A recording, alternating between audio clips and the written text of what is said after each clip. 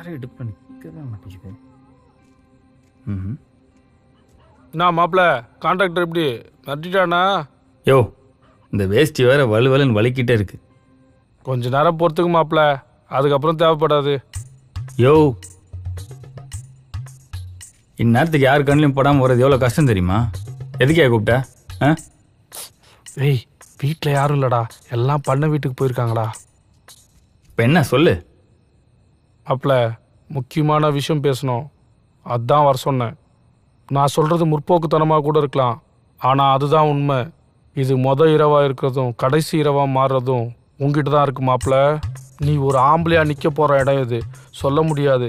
உன் அக்கா என்கிட்ட கேட்டா மாதிரி அணுவும் உங்ககிட்ட கேட்கலாம். ஏன் அக்கா உங்ககிட்ட என்ன கேட்டா? சொல்கிறேன். வேண்டுதல், கல்யாணம் ஆனால் மொட்டை போடுறோன்னு வேண்டிக்கிட்டோம்னு சொன்னான். ஆனால் இப்போ தான் தெரியுது யாருக்குன்னு. முப்போகம் விளைஞ்ச மண்டையா இது, தரிசாகிட்டாங்க. ஏன் சொல்கிறேன்னா, நீ ஒரு தடவை தலை குனிஞ்சேன்னு வெய்,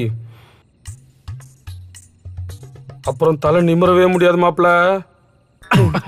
இவ்வளோதான விஷயம்? நான் அவ்வளோலாம் இறங்கி போயிட மாட்டேன் மாமா. ஆ, எக்ஸாம்பிள், நான் உனக்கு ஒரு லைவ் எக்ஸாம்பிள். கல்யாணமாகி 4வது நாள் மொட்டை போட்டேன். 10 வருஷமாக கண்ணாடியில் முடியவே பார்க்க முடியல. உங்கள் வீட்டில் எல்லா வேண்டுதலுக்கும் நான் தான் ஆடு போட்டு வெட்டிடுறீங்க.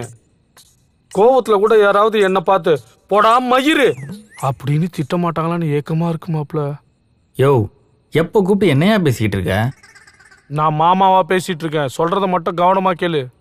போன உடனே அணு பால் கொண்டு வருவா, அதை வாங்கி குடி. குடிச்சு முடிச்சிட்டு காலில் விழ சொல்லு. பட்டணத்து பொண்ணு வீம்பு பிடிச்சாலும் பிடிப்பா, ஆனாலும் விழ வச்சிரு.